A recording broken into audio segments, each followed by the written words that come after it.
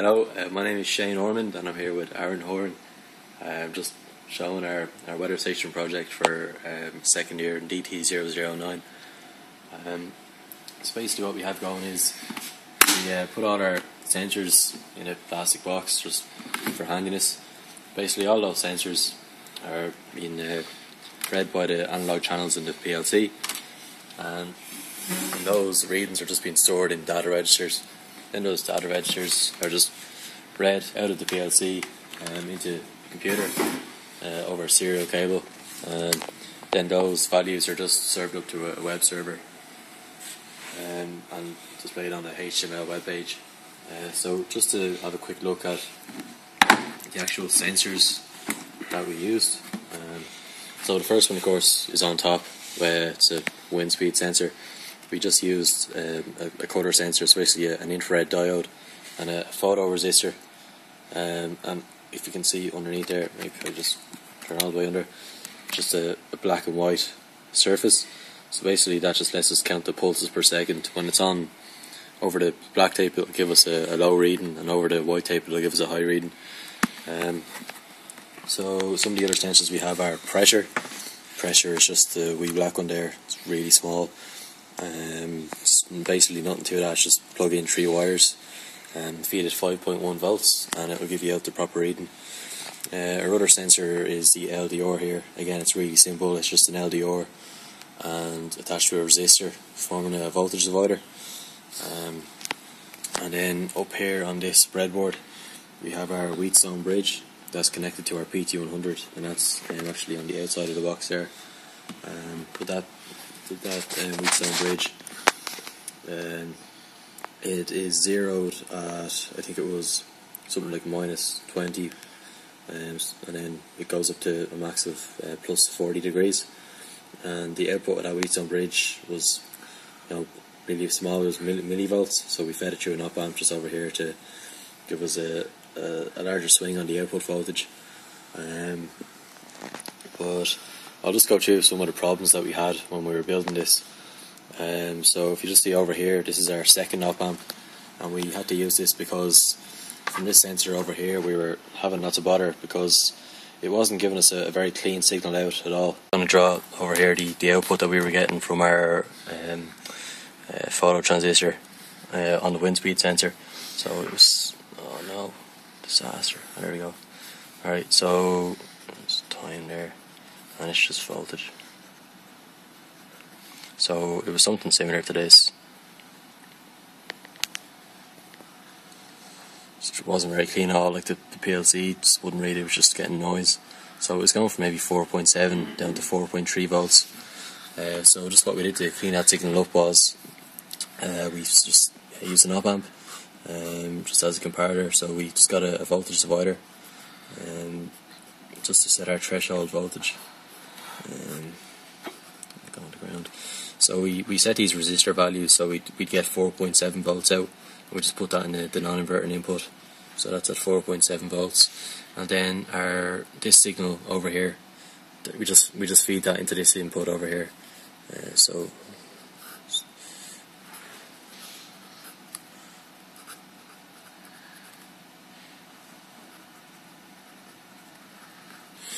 Right, and so then basically whenever this signal went above this voltage over here was at 4.5 volts. We just chose the midpoint between these two. So whenever this signal went above 4.5 volts, the output would go high. Then whenever it was underneath that, the output goes low. So like as a result, we got a really nice square wave out from our op amp. Went from like 0 to more or less 5 volts, which the PLC's analog channel easily read. That was pretty much the only major trouble we had with the actual sensors themselves. Another trouble that we had was the PLC model that we're using only has 2 analog channels that are actually like convenient to use. It does have an extra 2 on it, but they're not actually broken out to banana sockets. So what we decided to do was bring our 4 weather variables So we had wind speed, light, temperature, pressure. Basically we had to find a way to bring basically four alternating voltages. Well, it was DC, but 4 voltages into 2 analog channels. So what we did to achieve that was we just made up a really simple multiplexer that would basically take 2 variables and just link them together, and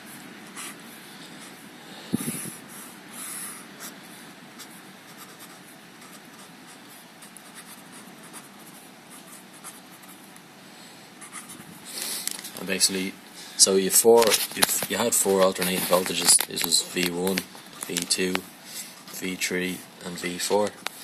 Basically the multiplexer just took those 4 and lets you feed it into 2 inputs on the PLC, 2 analog channels. So there's analog channel 1, analog channel 2. And how we achieved that was really simple. It was, you can see the board over here if you have a look at it. It's, let me get it there.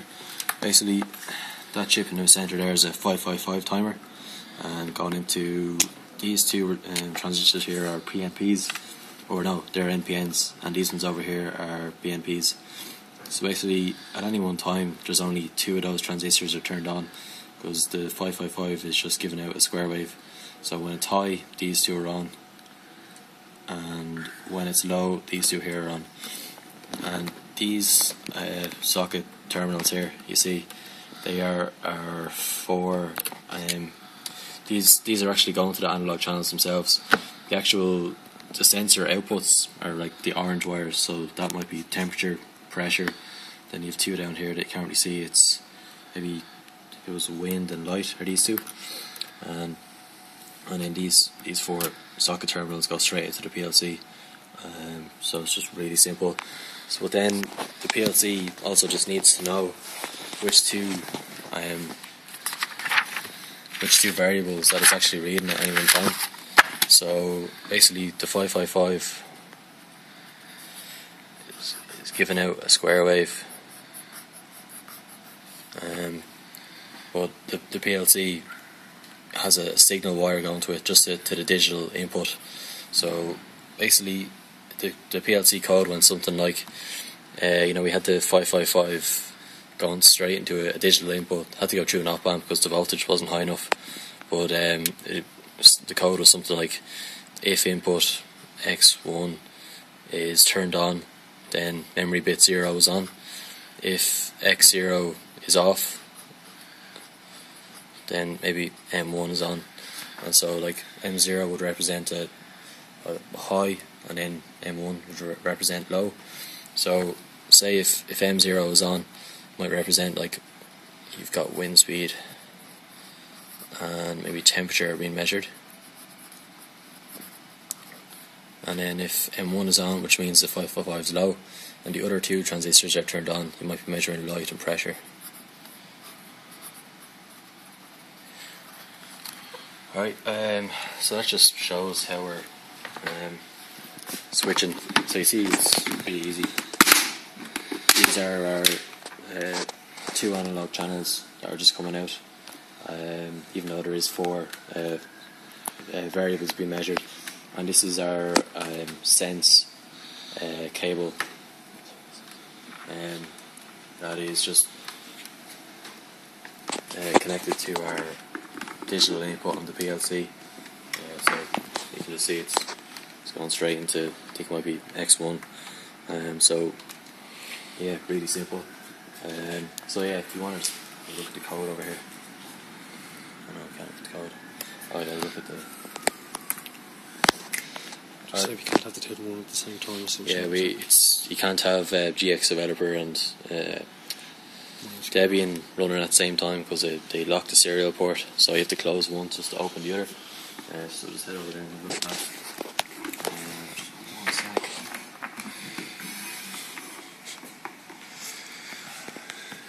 Alright, so this is my website that I set up. It's really basic because I didn't have time to do anything else.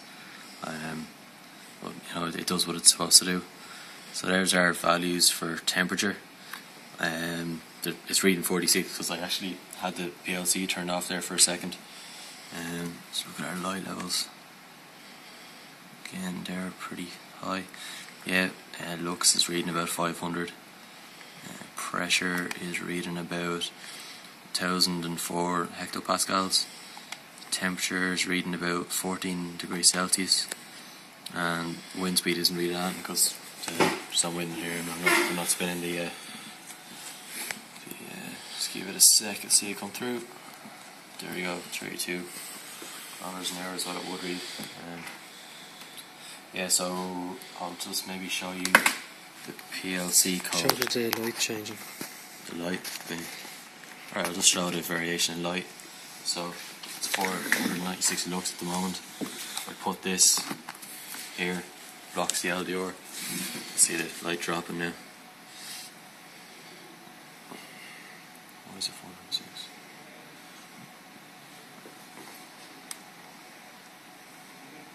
There's 348. Yeah, it's just dropped to about 100 lux there. And we blocked the light, showing it is a live feed. So yeah, if you mind me have a quick look at the PLC code itself. Close out is, yeah. You do that, man. Do you want to show the temperature changing now?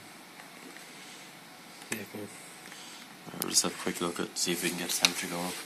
So I'm just going to warm the PT100 with my hand. See if we can get the value to go up a wee bit.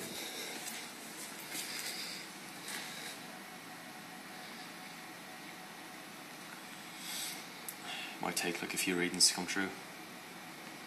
Yeah, there we go. Let's go up 1. Up 1 degree. Yeah, go up another one.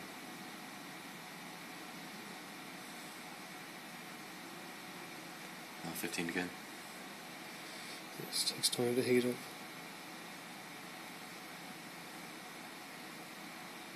The very tip of it, I think, is the bit it's sensitive.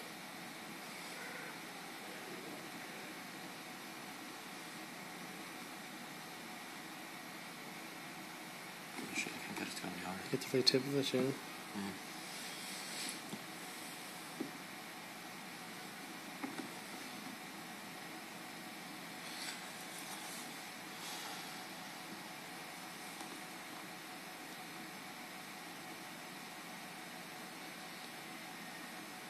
There we go.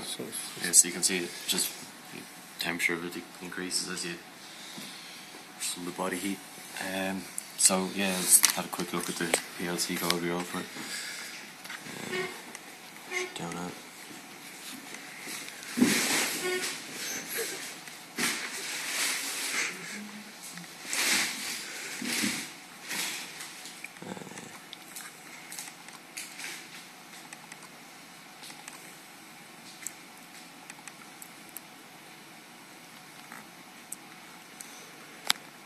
Okay.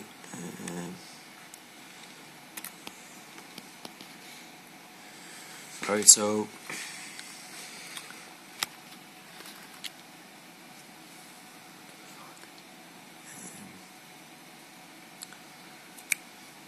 alright, so the two analog channels are represented by D30 and D31. Use your mouse to look at it. What? Use your mouse to point to the other way. Right. So yeah, that's the two analog channels coming in, D30 and D31, and then based on the clock signal, they're split into two other channels because whether it's like wind or temperature or light or pressure. So I've just got down a wee bit. This is all the wind speed calculation is actually done on the PLC side. It just gives out meters per second, which we then convert into kilometers per hour on the computer side of things. We do that in Python. So yeah, nothing too complicated. Just see whenever the signal goes high, it'll count and put it into a data register, and I think it's after 10. It cycles per second, so it measures for a second, then it stops. Can you show them that working? Yeah. So this is the number that it saves here. You can see the counter counts up to 1 second and stops, but it only counts when the pin is high, because when the 555 goes high, that's when it knows it's measuring on wind speed. So this number here is the revolutions per second, so you can see there it's 10. Show this.